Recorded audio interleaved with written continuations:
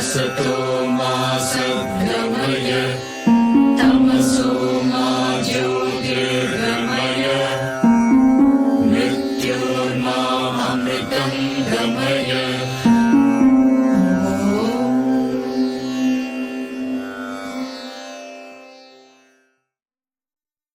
Mantra 4. She thought, how can he be united with me after producing me from himself? Well, let me hide myself. She became a cow. The other became a bull and was united with her. From that, cows were born. The one became a mare, the other a stallion. The one became a she-ass, the other became a he-ass, and was united with her. From that, one-hoofed animals were born. The one became a she-goat, the other a he-goat. The one became a ewe, the other became a ram, and was united with her. From that, goats and sheep were born. Thus did he project everything that exists in pairs, down to the ants. Shankaracharya's commentary. Remembering the prohibition made in the Sṛṣṭis of union with one's daughter, she, Shatarupa, thought, how can he do this vile thing, be united with me after producing me from himself? Although he has no abhorrence, well, let me hide myself by changing into another species. Thinking thus, she became a cow. Impelled by the past work of the creatures that were to be produced, Shatarupa and Manu had the same thought over and over again. Then the other became a bull and was united with her. The latter portion has been explained. From that, cows were born. Similarly, one became a mare, the other a stallion. Likewise, the one became a she-ass, the other became a he-ass. From that union, one-hoofed animals, that is to say, the three species, horses, mules, and asses, were born. Similarly, the one became a she-goat, the other became a he-goat. Likewise, the one became a ewe, the other became a ram, and was united with her. The word her is to be repeated so as to apply to both she-goat and ewe. From that, goats and sheep were born. Thus, through this process did he project everything that exists in pairs as male and female, down to the ants, that is, the whole animate world. Mantra 5. He knew, I indeed am the creation, for I projected all this. Therefore he was called creation. One who knows this as such becomes a creator in this creation of Virāj. Shankaracharya's commentary. He, Virāj, after projecting this whole world, knew, I indeed am the creation, that is, the projected world. The world I have projected is not being different from me. The world I have projected not being different from me, I myself am that. It is not something over and above myself. How? For I projected all this, the whole world. Because Virāj designated himself by the word creation, therefore he was called creation.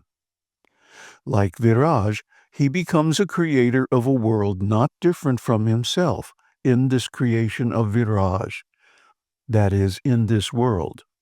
Who?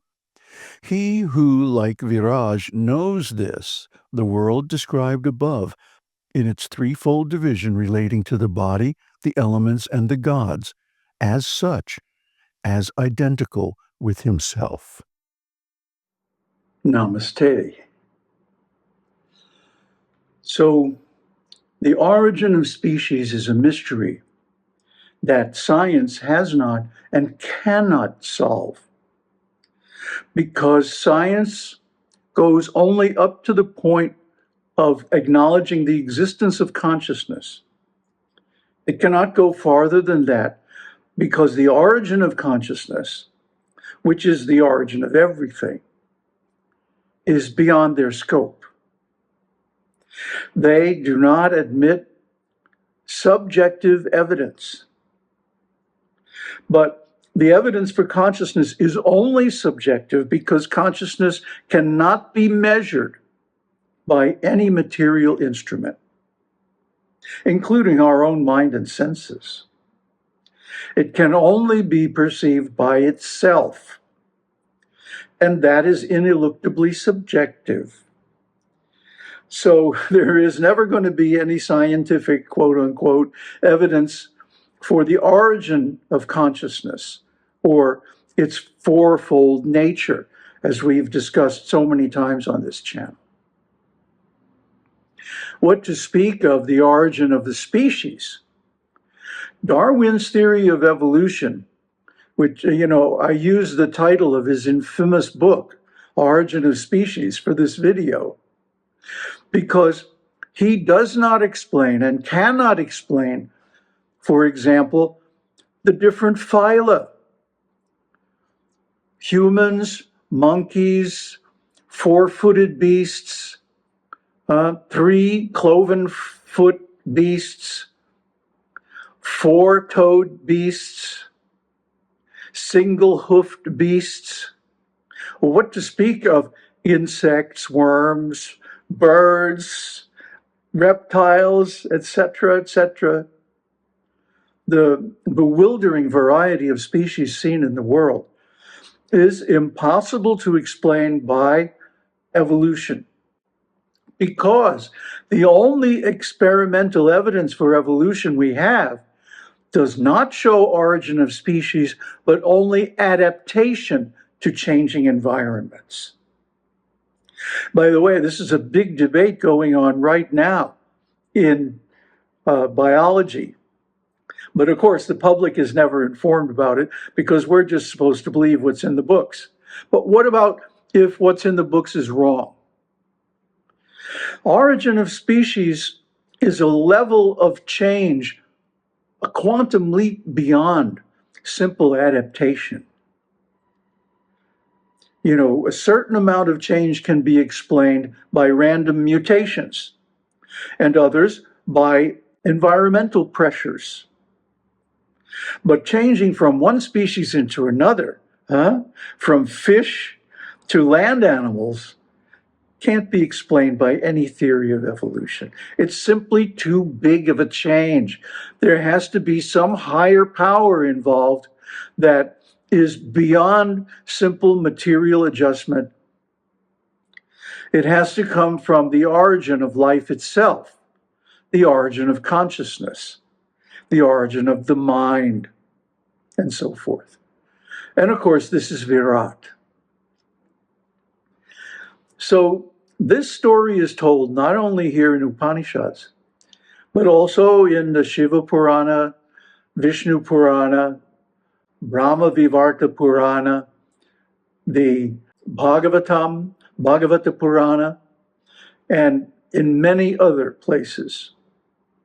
That how the species were developed was by the continual changes in the first couple, the first living beings, Brahma and Shatarupa, who, being his daughter, found it adharmic to have intercourse with him. So she kept changing from one form into another, just like a woman would. Change in one day, she's one way, and the next day, she's something else. And both times, she is completely convinced that her reality is the only reality, and that's the way it is. Women have such dense egos. By the way, this channel, the viewership of this channel is 95% male. Why is that? Because we are dealing with the imperceptible mysteries which can never be measured by material senses or any material instruments. Women don't want to believe that. Why? Because it disempowers them. If they have to believe something beyond this physical world, then their ego is threatened. And so they don't like this at all. They don't like to hear about transcendental philosophy.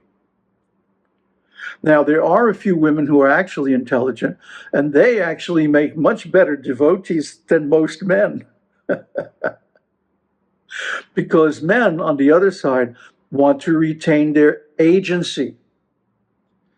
You know, this is why crime stories are so popular. Why?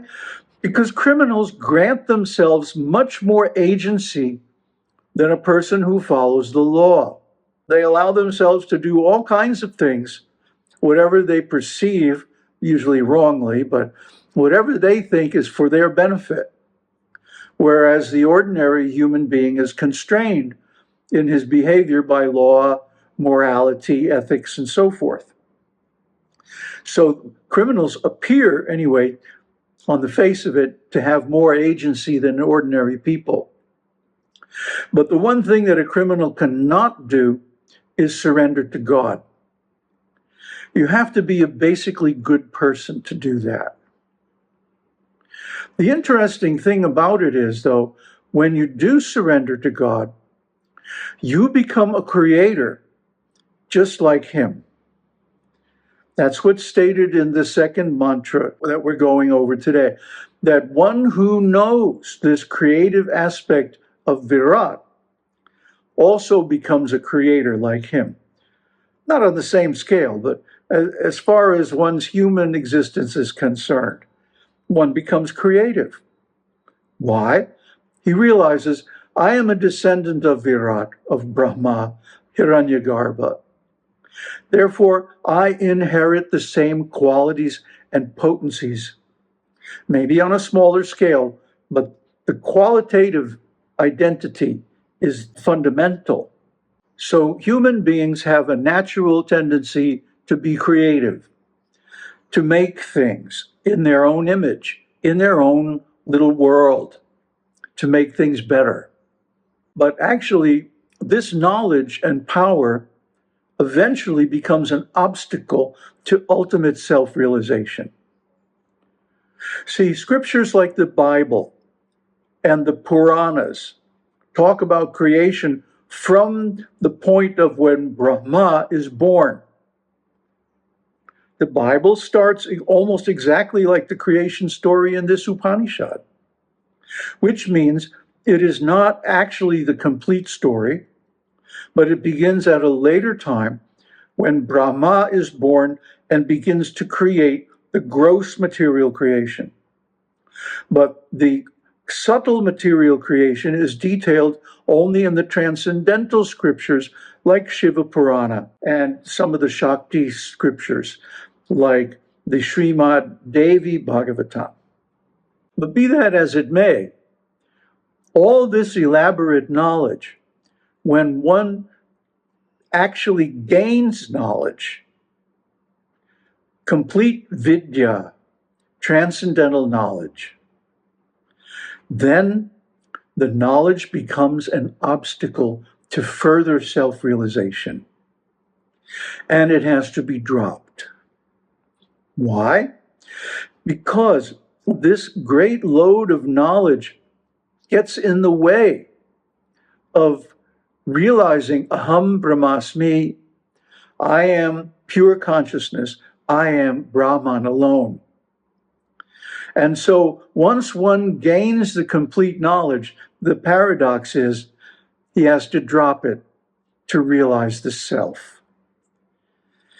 And the measure of this is by the light seen in meditation. When the mind is full of ideas, the light is occluded. It's dark. It seems like clouds going across the moon, making it dim.